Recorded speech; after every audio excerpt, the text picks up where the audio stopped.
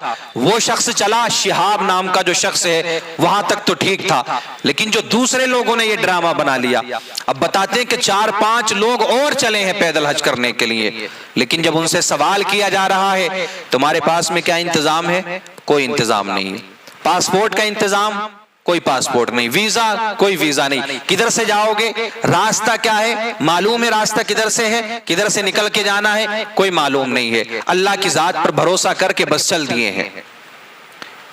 یہ باتیں احمقانہ باتیں۔ اسلام کے 5 بنیادی اصول ہیں: کلمہ شہادت، نماز، روزہ، حج، زکوٰۃ، کہ جس میں سے بندہ مسلمان اسی وقت ہوگا جب تک کہ وہ اپنی زبان سے کلمہ شہادت نہیں پڑھ لے گا اور دل سے اس کی تصدیق نہیں کر دے گا، یعنی اسے ایک اللہ کو ماننا ہے، اللہ کی وحدانیت کا اسے اقرار کرنا ہے، اس کی تصدیق کرنا ہے، اور حضرت محمد مصطفیٰ صلی اللہ تعالیٰ علیہ وسلم کو اللہ کا رسول ماننا ہے۔ مسلمان ہی بندہ اسی وقت ہوگا۔ اگر اللہ کی ذات کے ساتھ میں کسی اور کو شریک ٹھہراتا ہے اور اللہ کے حبیب صلی اللہ تعالیٰ علیہ وسلم کو اللہ کا رسول نہیں مانتا ہے تو اس کا اسلام سے کوئی واسطہ نہیں ہے۔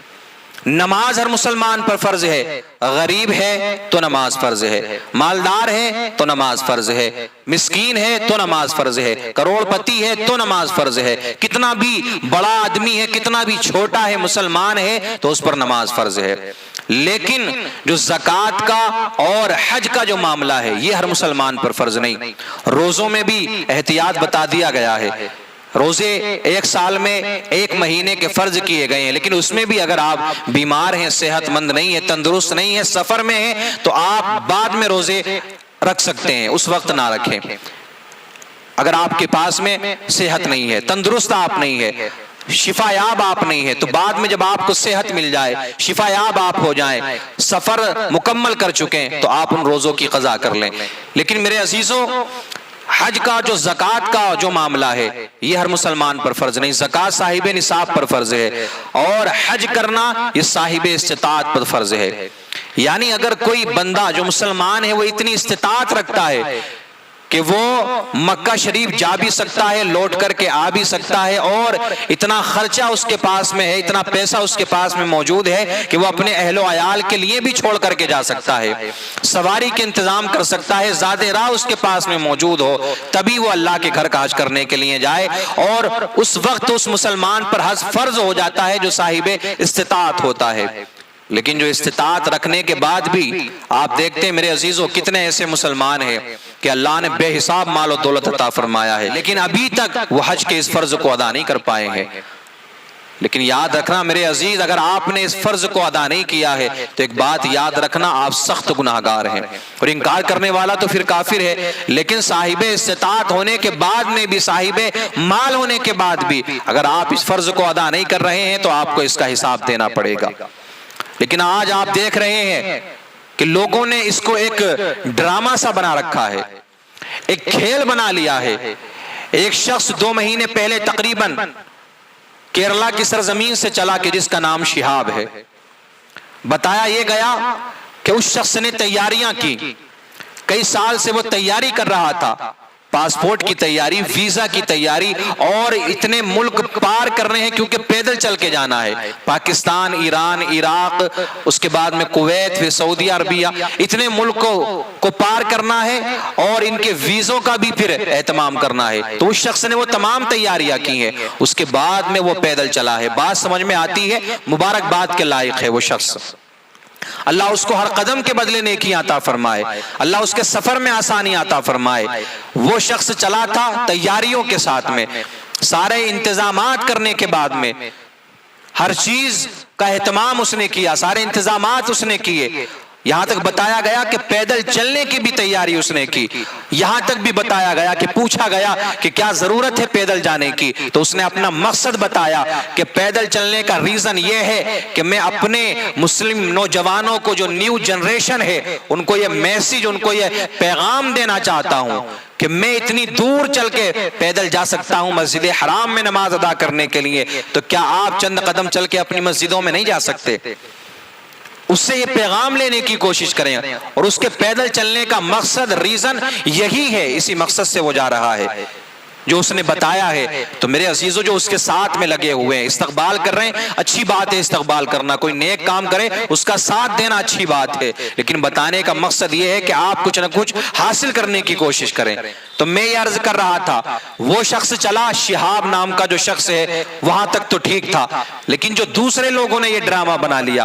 اب بتاتے ہیں کہ 4-5 لوگ اور چلے ہیں پیدل حج کرنے کے لیے، لیکن جب ان سے سوال کیا جا رہا ہے تمہارے پاس میں کیا انتظام ہے؟ کوئی انتظام نہیں۔ پاسپورٹ کا انتظام؟ کوئی پاسپورٹ نہیں۔ ویزا؟ کوئی ویزا نہیں۔ کدھر سے جاؤ گے؟ راستہ کیا ہے؟ معلوم ہے راستہ کدھر سے ہے؟ کدھر سے نکل کے جانا ہے؟ کوئی معلوم نہیں ہے۔ اللہ کی ذات پر بھروسہ کر کے بس چل دیے ہیں۔ یہ باتیں احمقانہ باتیں ہوتی ہیں۔ چلتی ہوئی سڑک ہے، سواریاں گزر رہی ہیں، کیا آپ اللہ پر بھروسہ کر کے کسی ٹرک کے نیچے آ جاؤ گے؟ ٹرین کی پٹری پر اللہ کے اوپر بھروسہ کر کے لیٹ سکتے ہیں آپ؟ اللہ پر بھروسہ ہے، آپ اپنی گردن پر چھری چلا دیں، کاٹ دیں گردن کو۔ تو یہ تمام تر باتیں بے وقوفی والی ہیں، احمقانہ باتیں ہیں۔ شریعت نے یہ حکم دیا ہے کہ راستہ ہموار ہو اور آپ کے پاس میں انتظام ہو تو پھر آپ پیدل جا سکتے ہیں۔ منع تو نہیں کیا نا شریعت نے، جائز ناجائز اور حرام نہیں فرمایا ہے، لیکن میرے عزیزو پیدل چلنے کا مقصد تو یہ نہیں کہ آپ نے شہاب کو دیکھا کہ ہاں وہ شخص جا رہا ہے، لوگ استقبال کر رہے ہیں، اس کے مقدر میں ہے یہ ساری چیزیں، اللہ کی راہ میں وہ چلائے سارے انتظامات کرنے کے بعد میں آپ یوں ہی چل دیے اپنے گھر سے، بیگ اٹھایا، ٹانگا اور چلنا شروع کر دیا۔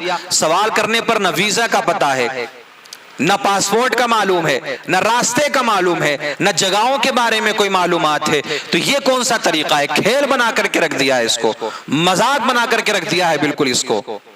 تو یہاں سنبھلنے کی ضرورت ہے، ہوش کے ناخن لینے کی ضرورت ہے۔ ان اللہ یحب المتوکلین، یہ حقیقت ہے، اللہ بھروسہ کرنے والوں کو پسند فرماتا ہے، محبوب رکھتا ہے۔ لیکن میرے عزیزو توکل کی ڈیفینیشن سمجھیں آپ، بھروسے کی ڈیفینیشن کو سمجھنے کی کوشش کریں۔ بھروسے کے معنی کیا ہے؟ ایک شخص آیا آقا کریم صلی اللہ تعالی علیہ وسلم کی بارگاہ میں، عرض کی یا رسول اللہ مسجد نبوی میں نماز ادا کرنا چاہتا ہوں، لیکن یہ میرا اونٹ ہے، میں یہ سوچ رہا ہوں اس کو اللہ کے بھروسے پر یوں ہی چھوڑ دوں، نماز پڑھ لوں گا اس کے بعد میں آ جائے گا یہ۔ میرے آقا نے فرمایا اس کو کسی چیز سے باندھ دو، کسی لکڑی سے، کسی کیل سے اس کو باندھ دو، پھر اس کے بعد میرے رب پر بھروسہ کرو۔ اب کیل پر بھروسہ نہیں کرنا ہے، اللہ کی ذات پر بھروسہ کرنا ہے کہ ہاں یہ میرا اونٹ یہیں بندھا رہے گا۔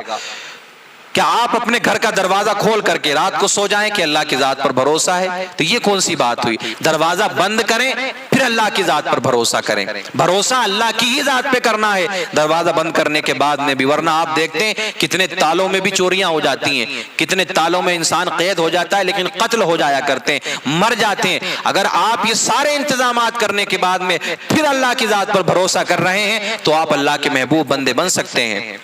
بزنس ہے، کاروبار ہے، تجارت کا معاملہ ہے، یہ تمام تر چیزیں اسباب تو پیدا کیے ہیں نا اللہ رب العزت نے، سبب تلاش کرنا ہمارا کام ہے، اللہ نے ہر چیز کے لیے سبب بنایا ہے، اسباب پیدا کیے ہیں۔ اب ایسا تو نہیں ہے کہ آپ گھر میں لیٹے رہیں کہ ہاں اللہ پر بھروسہ ہے کوئی آئے گا اور منہ میں لقمہ ڈال جائے گا، یہ کون سی بات ہوئی؟ آپ کاروبار کے لیے یا کسی بھی اور کام کے لیے چلیں، پھر اللہ پر بھروسہ کریں کہ ہاں اللہ میں نے یہ کام کیا ہے، میں اس کام کا آغاز کر رہا ہوں تو اس میں برکتیں عطا فرما، مجھے تیری ذات پر بھروسہ ہے، اس کام پر کوئی بھروسہ نہیں ہے۔ اے اللہ تو چاہے گا تو برکتیں ملیں گی، تو چاہے گا تو کامیابی ملے گی۔ اب ایک صاحب سے پوچھا گیا پیدل چلنے والوں سے جو پیدل حج کرنے کے لیے جا رہے ہیں کہ آپ چل دیے، ٹھیک ہے ہم بھی چلے ہیں، کوئی چیز ہے آپ کے پاس میں؟ بولے کوئی چیز نہیں ہے۔ تو پھر کیسے پہنچیں گے؟ ہم جا رہے ہیں، پیچھے سے سامان آ جائے گا، سب پیچھے سے پاسپورٹ بھی آ جائے گا، ویزا بھی آ جائے گا۔ تو میرے عزیز یہ کون سی آپ باتیں کر رہے ہیں؟ یہ بغیر سر اور پیر کی باتیں، ان باتوں سے کوئی نتیجہ حاصل ہونے والا ہے؟ بلکہ آپ ان باتوں سے مذہب اسلام کا مذاق اڑوا رہے ہیں، آپ غیروں کو بولنے کا موقع دے رہے ہیں، جو دوسرے مذاہب کے ماننے والے ہیں آپ ان باتوں سے انہیں بولنے کا موقع دے رہے ہیں۔ اب ایک شخص مہاراشٹر سے چلا، کچھ لوگ 2-4 لوگ یو پی سے چلے ہیں، اور بھی نہ جانے کون کون لوگ تیاریاں کر رہے ہیں، کچھ سائیکل سے جانے کی تیاری کر رہے ہیں، لیکن ان کا مقصد کیا ہے؟ معاملہ اگر ان سے پوچھا گیا کہ کوئی چیز ہے آپ کے پاس میں، کوئی انتظامات ہیں، کوئی کاغذ ہے، کوئی پروف ہے؟ کچھ نہیں ہے، بس اللہ کے بھروسے پر چل دیے ہیں۔ میرے عزیزو ان باتوں سے دوسرے مذاہب کے ماننے والے مذاق اڑائیں گے اور مذہب اسلام کو آپ بدنام کرنا چاہتے ہیں ان باتوں کو لے کر کے، ہرگز ایسا نہ کریں، ایسا قدم نہ اٹھائیں۔ پیدل جانے سے نہیں روکا جا رہا ہے، اچھا قدم ہے، جانا چاہیے، لیکن یہ بھی تو بتایا ہے شریعت نے کہ سارے انتظامات آپ کے پاس میں ہونے چاہیے، اس کے بعد میں آپ کوئی قدم اٹھائیں، اس کے بعد میں چلنے کی کوشش کریں۔ اچھا کبھی ایسا ہوا ہے، چلو ایک شخص حج کے لیے چلا، شہاب جس کا نام ہے، اس کو دیکھ کر کے ہم یہ کہتے ہیں چلو جذبہ پیدا ہو گیا ہوگا، جذبہ آ گیا دل میں، اس لیے یہ سارے لوگ چل دیے۔ لیکن کبھی ایسا ہوا ہے کہ کسی پنج وقتہ نمازی کو دیکھ کر کے آپ کے دل میں بھی یہ بات پیدا ہوئی ہو کہ ہاں یار یہ میرا بھائی نماز پڑھتا ہے، چلو میں بھی نماز پڑھنے کے لیے جاؤں گا، میں بھی اللہ کی بارگاہ میں سجدہ کروں گا۔